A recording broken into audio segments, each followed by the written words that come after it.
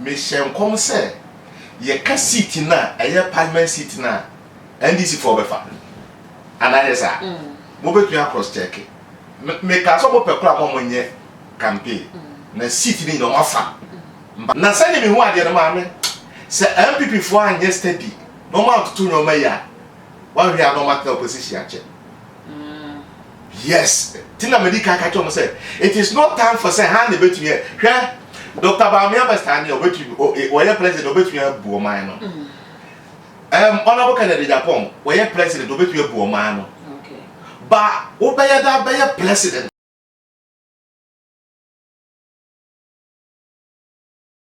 Abusian penny for set the pyra in Budia, Prophet Benson, Elias of Penibianam, tiny chunk of studio apa, Ben I need yes a wow to bet you say you won't actually ye pa, and then Mensa assign a kind of view over studio her. Menno ever betray and Comona and Coma air coso around NPP, and they say honorable can appropriate Agyapong, Dr. Muhammad Bawumia, won't be a ring almost self at will be NPP didn't baby. Obet me aba bi di NPP nim akokoden e de age wo man Ghana e de ama NPP amekunu enti ne e koso no mo kire mo se omo mienu no kebe yo mo kom humbu ne sa wati mu aka me bet na e koso wo mu ne de eno no e fa hwemba se na me kan Prophet Benson wo mo kire wo ha me se wo mre ne be ko ne nche na fe e de enkomo no ahye so too much gh and when you so we first time ne de mu we me subscribers how the be ona kan wo se ne be na se after you to go pe wo first person ya wo sa e betimi akabe usua Prophet will not fear man a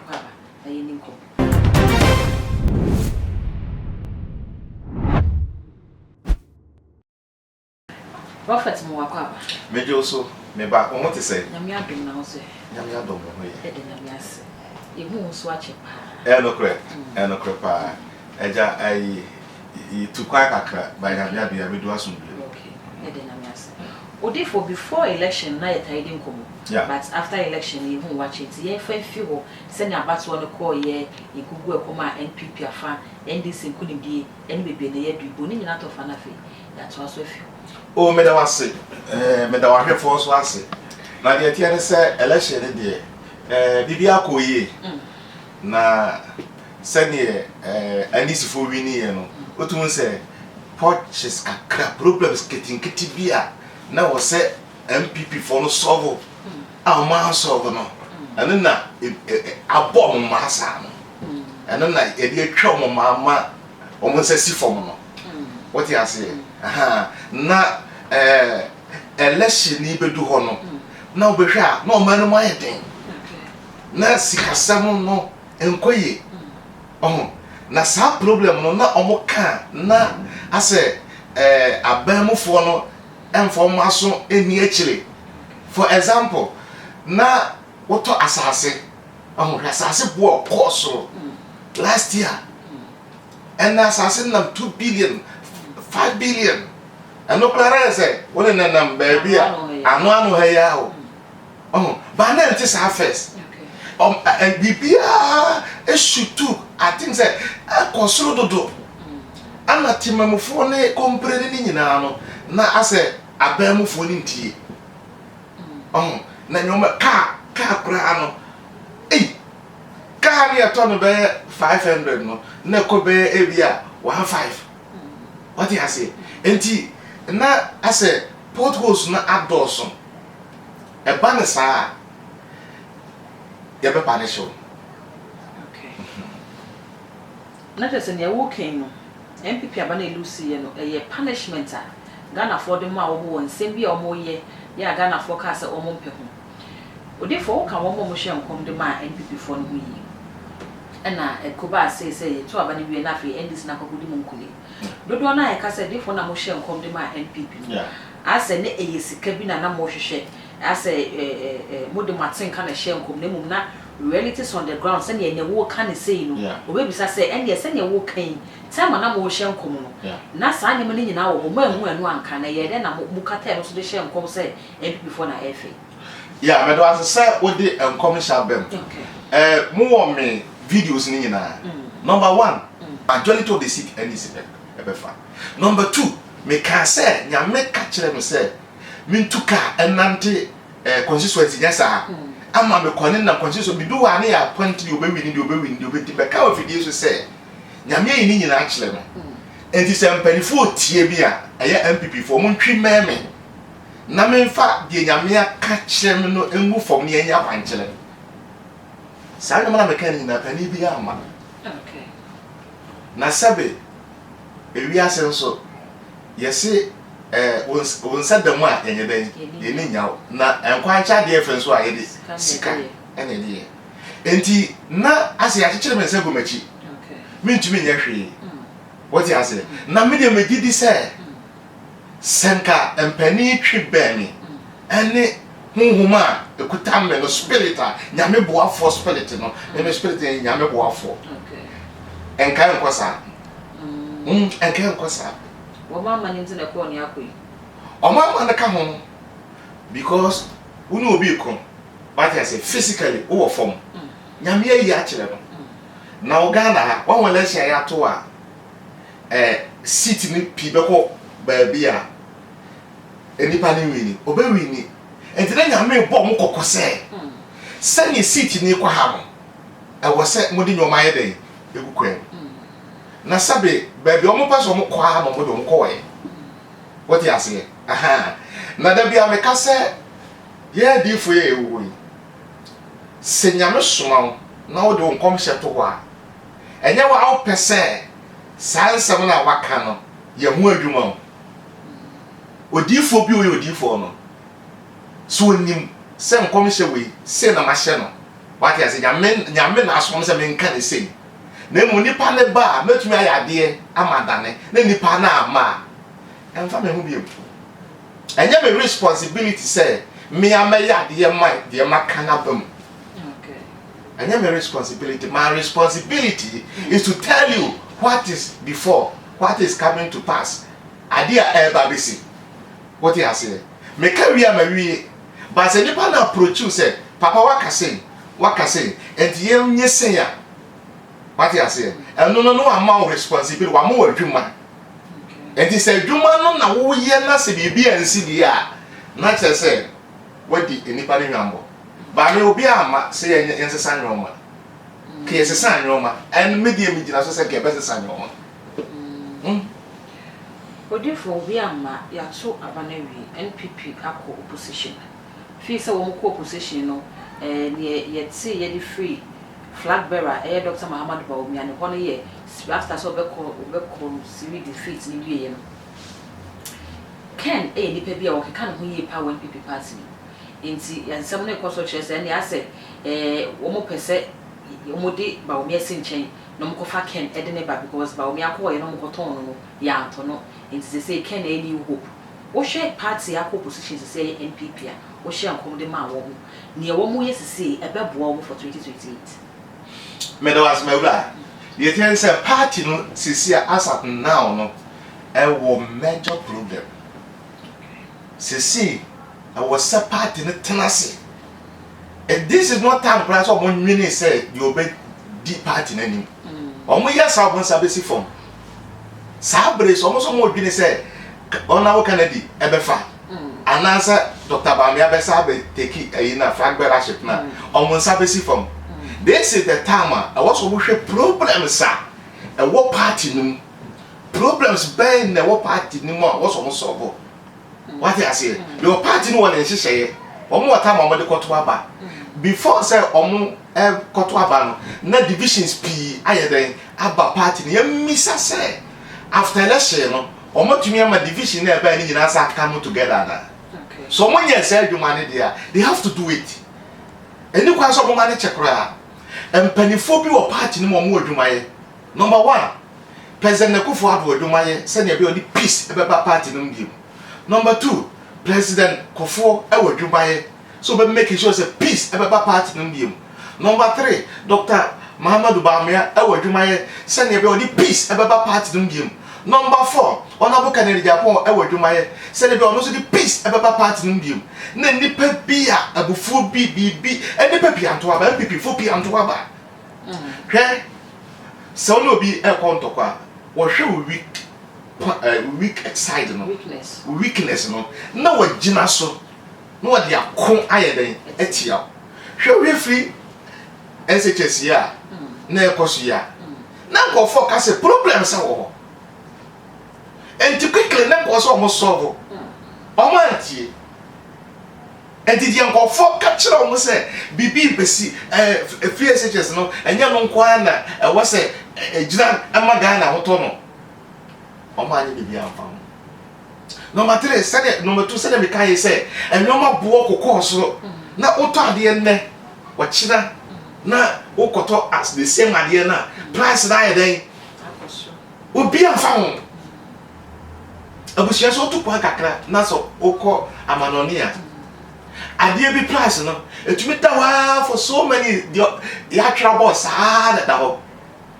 koto kane ko next 2 weeks and next week na kane bo no ashutu obia enko su businessman na kasa se kromo nye ekromo ya din obia nka ho e ba de sa election day no on be punish you what I say e ba de sa election day no on be punish you ana afehwe na banking system financial side no na ko e wode na nyekura awade na nyekura enko fa no bond ni ade a na abane de nsa aka omo ye demonstration na o hwe se nkokrafo o makọ pension o mu sika da ba na sa ho kira banti ye de nsa ye den abomo de ye ade ye de mo ade ba ta ban haircut na ba yes ni nyina ye problems are na omo ma aso too much okay what you say na NDC for no e yusu side mu say problems we no ye boho a e ba bua ma ye we ni sana sese no e was NPP for no enso study NPP for no NDC for no problems no mo hwe no so boho what you say enti was say dwumaden we ye dwumaden make sure say obetu abedi aba akunya no so ene hia odi for what can be what can ye ma osusu say e quality NPP man nto medi nkuku after say to aba no sudu ye no NPP party mu mpinifo no bebre na aba bonten aba bekasa obi ti say lawyer Adwasafo na no ye aso ba bonten na ofri radio station we local radio station we kwa ma NPP for no e ma na krata akra che say then some na wo kana no ye hyedodo nti wo mra disciplinary committee okoye amaso enye ono nko a organizer aba bekasa ne JFK ye general secretary so ba be kan ne say onu susu se party no enkugu na wo mu di ye no ase sunsun bi eye bibi de ti NPP party wo ye difo bebe na mo hye nkom de ma NPP ne difo ni bi keka ne se ase NPP fo no wo mu eni asofo no endi ne ye eno ka ho bi wo ye difo ya hye nkom de ma NPP fo bi ni se NPP eni edifo edi ne ye ana no wo mu nkugu ni po se ne JFK e ka se sunsun se bi kotia wo mu udidi sa mame me da wase de wakai me da so kasa omoni adifo ani ni what you say number 1 omoni adifo de omoni ni ye kura number 2 sunsum ya adwuma yes ya le shi waka na pio wo de he sa na adwuna mi mo owura ni din owura na obe press conference ma NPP for no na me wura akokra ma no ontime nkasa what the problem was and the whole election me want to talk for spiritually something was wrong with NPP people. I said bibi sha omo so say they omo nkasa ko omo agya to so omo lusu what you say election minimum no in the panel opposition no and I said other side them more so is where your press conference obi we will cross we are in comfortable lead now my supporters now will say vim bi wo ba so who steady who say na press conference no kwa so no what we say no ma for what you say no ma for when person me ko because minim spiritually meaning but physically no minim security a year no ana ya election na wie vice exantem what you say tell my can say minim security a year e bia na me information bi dia o no so kasantem na what you say na ne nyinaa no boa ama party ni agina with mimisi amete yi ani sunsumu enwoma me won se sunsumu wa chie dua o kasa kora confidence no so what I say because unum say bibi e dan enta wachi metu NPP for me catch on say omu lusu prophets too much. For example, prophet Bempa mo hwe ya papa no wa hye nkoma mama mo hwe man koy. What I say okoye no ye mo bi ba ya na we were trying to tell you guys say opani enoma bi ho awase yenye enoma bi ho awase yenye but obia amfa nti anye de ye ka no as if say no man you ready say they are going to opposition me dey say na meka no okay what I say because we did for there me be see amete ye me kasa na say o pushi me kakra e support me kakra e gama besisi Ghana fo a ma steady me ache no me kasa nne no na me nim de besi wo kira me ka enasebo no na me nim awie yasem enti na me di ka cho se wo hwe me nkom sha me be hye fa election no ho e kire Ghana fo se NPP fo wini seat ni pi na no kire se definitely wini seat ni pi dia and they say presidential so be den obewini but ya de gomo gu kwama e bo patani. What I say na going forward no I think say omo hwe physical side no omo hwe spiritual side me wa broche na me hwe bibi hwe die ura mama eye wasi asofo nyina mra anagesa me na me ne enti yes wonu mu nyina ye dey ehia wo hwe na asofo ni bisa say ye ne kasa ma NPP no NPP for kra what after election omo afro bi me omo frɛ me me wa broche me frɛ fa asofo bibi sa omo omo si yam frɛ obi ya. You cannot win election in Ghana without the help of the pastors. No election of Ghana will be winning without the help of the prophets. Yes, you did. And so was so. I can see it. I will election be all Ghana. What you say? Yes. And me the not to for say. Omo and she a give for na. Ye kasa. Na bibia si no na yen nyina o machi because what hini bia wo di fo nyina wachi ne die obatofa na wonim the funny thing is most at times no aya na mo organizing kofo bi wo debo pompa ye nti no de o beka bibia na kofo na betwam oh we dey so mo wo di fo bi what you say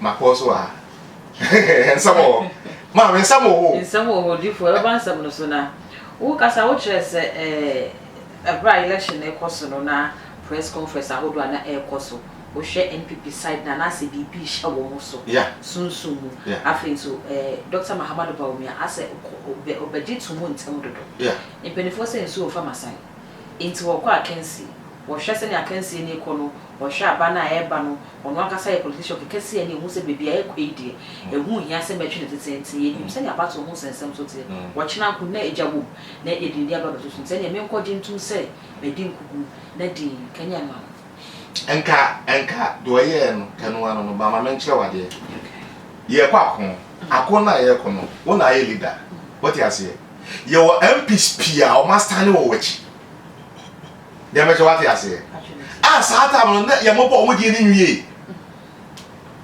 so nka ma me say question bi enko no be kan no ada na ma electoral commission ma me no enso twa ya for so many the time I dear man no I want the bubble bomb. I don't so no the makers were did 2 months on declare election.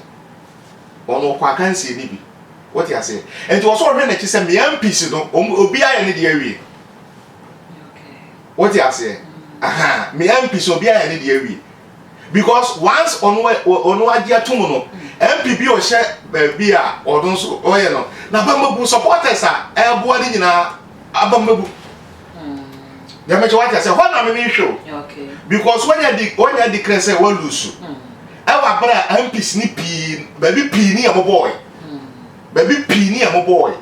what you say and MP for no so me ye adwene said ya make an no kore say e mo no declare no so wa lose no na ba bi pi wo a MPs no enye ono nko ade ne hia no because you ono nko na ekọ eye collective ayi what you say enti ko no ka ne de ne wie no ono hu say oh me ma lose no na wama ne nkofo ni nyina de awie say wo de wa mo se wa lose wo ti akire no wo bisa say constituency we mawie constituency we mawie constituency we mawie ko so bo so o mani nyina because we ja ana woni o ma na ekwakon na de me kan so ono no declare no wie na ne ma no so pi no ye wi o mo de no okay what you say ho no side no ana me fi say e bantem na ko so o ma ne mani nyina wie bi kura nka o benya city bi aka ho okay what you say and the next time no mo kwakon na o mo nhye ho no so what you say because BBNC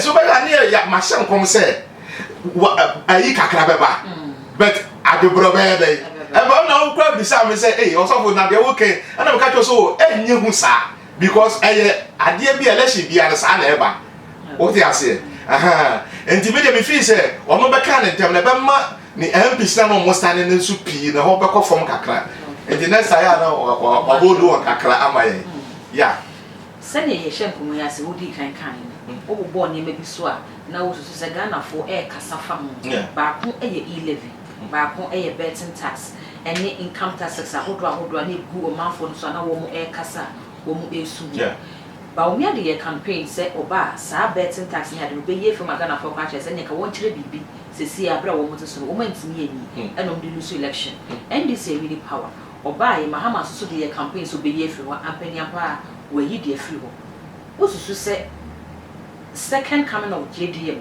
this time around and then name was starting a war year e wo muso no 4 years pe ya wo ba be di say bia asesa de 4 years odi bia we bi untimi be president ne e wo ye e be boa NDC party no asofo ni bi kra ka say NPP breaki 8 na anka NDC bamba na ka be ye din e bi susu kra ka say NPP abai omo 12 years so better na kunya so ni mahama asha se and this for not 12 years so better na Ghana kunya so betting tax ni ile bia we ye fi ona nemo odi gu akwa mu osusu se NPP coming back no e be dia mo mana me da wase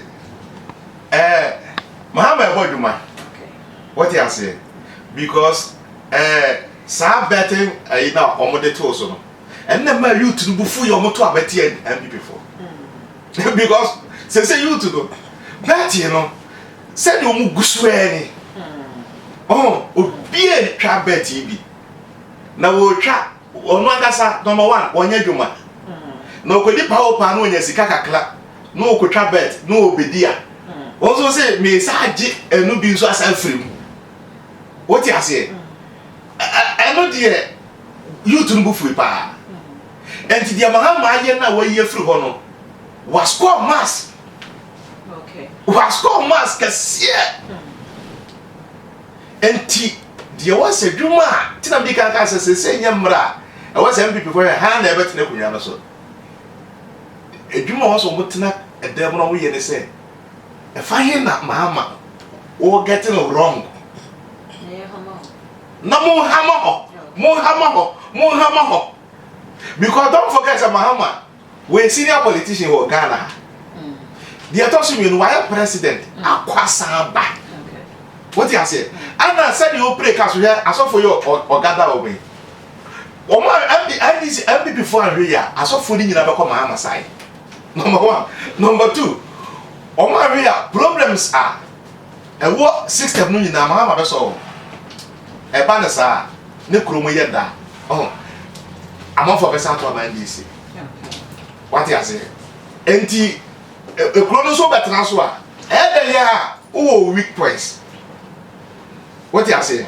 Yeah, because financially me check in your man me who say and you say pressure bill kula no percentage na I drop down. Okay. And you go for kula person be ye biem. Ni na weak points. But what you say? And you go for say na papa politician na so we give for. Ni na kan mu bi. What you say? Because we have spiritual side no. Now we have physical side. And the many people omo ye den e ye do abrofo na develop bukuru to a certain level say wo koye politics a wo hia sa nyoma we ba ye no yentumi nya ye de ne sa enti so no obi koye politics na wo so wo hwe sa no ba bi a the weak points na de ho na ye ahama no enti MPP for ntena dem no mo nya studies no mo hwe because mami hwe sa you know betting tax no Dr. Bawumia yi free one some of my election na dan ka ye den what you say ye beto aba you to do so say no yem preso Dr. Bawumia yi free wa na nka aye den what you say and can look up score no mass ana wa anye wa anye ne sa de a na kire say what the asem aba wa anye ne sa de na de asem aba e be ma you to know about 20 hours. Yanja galamsey. Sena ko for panchi galamsey no among for Jirension, River Pra, no more picture, River Way, no more trap. What you say? Because of be able to call weak points. I don't know what they beat you. Now, this is very serious statement from me. Ghana problem no. Mommy, I'm such a president for no. The problem of Ghana.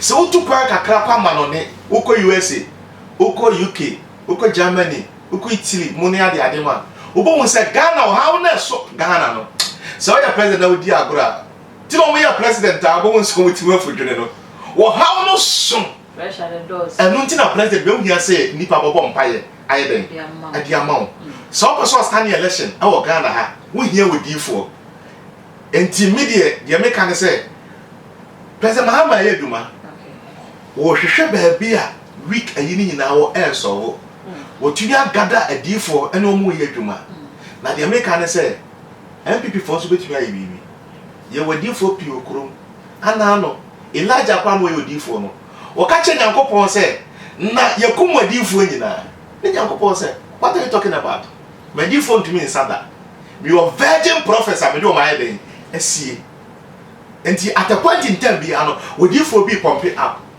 What you say? Now, me myself come be I'm expecting say it shall come to pass because me catch him say Revo Usu Bempa Obesa by NPP. What you say? Me cow election you know. Odi for okasa Obesa by NPP. Onye NPP ni oya sofo. Yeah. Onwagasa on several occasions apani makasa onye political party. Yeah, yes. Esofo we nyame difo. Yeah. It is okasa Obesa aba NPP or was by NPP as what? As politician and as prophet of the party. Yeah. But that was it. Statement me say Obesa be shem kom ama NPP. Okay. Sana American. What you say? Say on say doing election no. Na nim commission e komma eye NDC for. Based on that inti NPP for no pinsu ni nya problem. And I'm back at say oh very soon because senior will be some question. So who be before NPP home? Odi for be betwe decide say okay but who say NPP ni be president me nka. What you say? Because many NPP for you fine. Okay. What you say? And answer me come masama ebi a omo ye bi so me say ntimi nka. Ana make at say enche me dem nse papa no be start because omo nyame be yi omo abegina party na nimo no. They need prophet to speak on their behalf because what say what they now bomb pipe and we dey for the each learning say na echo. What you say? Ana politics no emoro we hear say bibi beta wachi. Oh, Nyankopon kra ka say me be win election. Ebama some kind of that's all. And the one thing about papa ni dey no because for example say see here na level osu bempa me kwa approach no did you attend go nyina what you say ah man for agina to say ye ban Ghana politics dia ontumi nyina esi nche ma me so me salute no ba ma me example say level osu bempa be shem kom say ona boka na Agyapong be president na ninye okay level osu bempa be shem kom say president former vice president Dr. Bawumia obe president na ninye. And you need the prophets. You can't throw them away. Okay. What you say? Now, adifo no odifo bi we journey no side of the party na we say president go forward my president go forward with my Dr. Bawumia with my go forward with my what I say from sponsors almost sponsor me with my omo wi a adifo a ye kasa mo yensu with my na also make sure say on contact here na de yensu hu no because better fidie no so a ye hu yentumi enka ni nyina ha de fidie so ye beto anasese ma fa ho ba nipa ne ba wani mu a afa na wodi die hu no to na nim kwan what you say di yesu e ka kire asuafo de say mo de di interview ase do mo de na mo se mo wo me nchenti na ma bie so aye den a kire mo enti e better fidie no so aye kasa ba ye ni nyina na e betu aka wa fidie no so nipa no ba wani ana party di frau na wo ja party na nimu a na fe so mo de hu na ade ato omo so na ya sofo omo na bo mpaye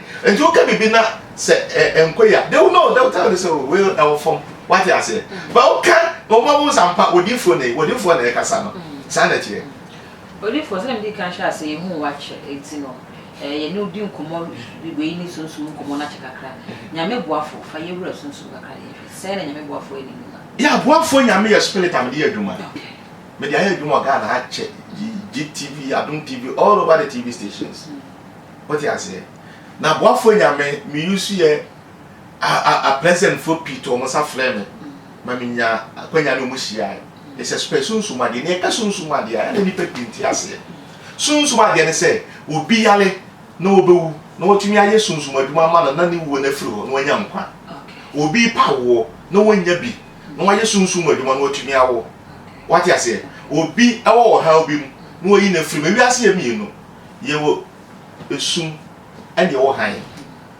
ye wo tuntum ene wo fita what you say na ohan ne de eni obi ehu ade achi obi anani ehu bi panie da hokora be hu se panie na eda ho yi wo be ka wo se wo na eba yi na edu sunsu bu de wo na eba hu no aba na di fo ne adwuma no panie ne da ho a wo nye dai hu because ade aye dai asa enti se edu su bu ne dia ehwa na prophet Benson bam wa kire wo se wo bi be ka wo panie na da ho no fa ebe wo usika na sha no eno ne fre sunsu mu nyuma na no na adwuma maye for almost 20 years nyame di machi nchi bi ye ko to wo Europe ni boye nkomo we pass transfer eno dey say that for because sister go for bre wa continue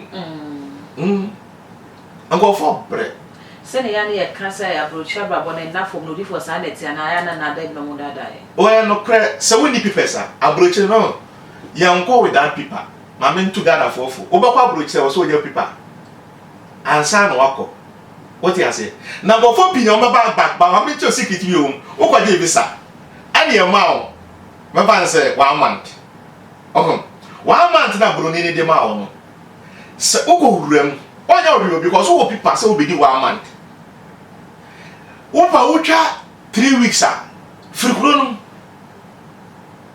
oni oni asem once what na ho me 1 month no bro so pe wanya asem o ba obecho and the Ghana for pi o mo akwantu mu a enye se ho na ye ne do ba wa ye overstay o ba e bechi no airport and the other wa kakronum e big da bontin e big ye juma nye e bi adidie kura ye din amafo yale wa brochire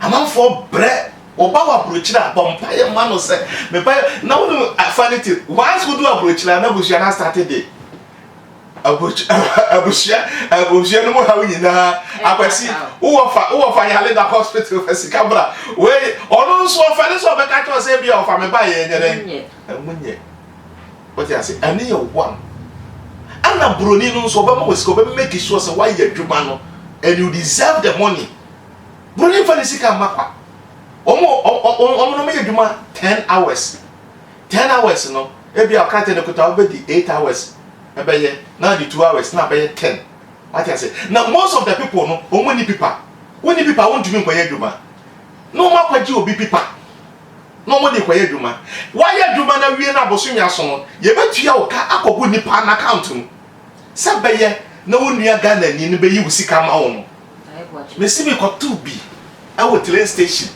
waso no mo ne konto kwase me ma me yale me slow akwese scanner lock kwase scanner lock se ma ye adwuma na me bra kwa mo enti se wo ko na wo papers dia ene adwuma ho opportunities ho utibeye na we need people there also be she let us pray for our people in abroad.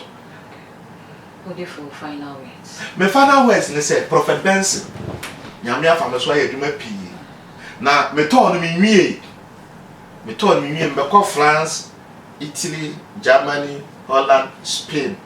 Any be kwa no bo na wo hwewa. Yes, enti obi a wo akontuom anasa Ghana ha na wo say wo susu mo how be titio. I have solution for you. You can call my number and the TV no so. Ye nin komo. Enipa o enipa ansay. Enipa o enipa ansay. Na ewiase when nya second aya we share boafo kula unhunu edie bia make say we ni second aya do hu se betumi aboa ba nyame ye wado na me no hia ubonso difo wiase nyame boafo nhyira boafo nyame boafo nhyira baba. Amen. Odi for yada se passe to safro waba. Ebusia ya ne Prophet Benson na atwetwe komo no meso na waja wo comment e wo comment section ho e de amame. Too much GH ene bia woni kuso awhwe mi subscribe button so ya fa ga one ka ho. Ya ba ne sana notification ba pe mo se go on be bo nka ye ama wetimi enya nsem ni bi e de eti. All the social media platforms okowa e too much GH. E ho so o subscribe bia no like no wa share ama wonua bi so enya bia hwe that good. And I'm just so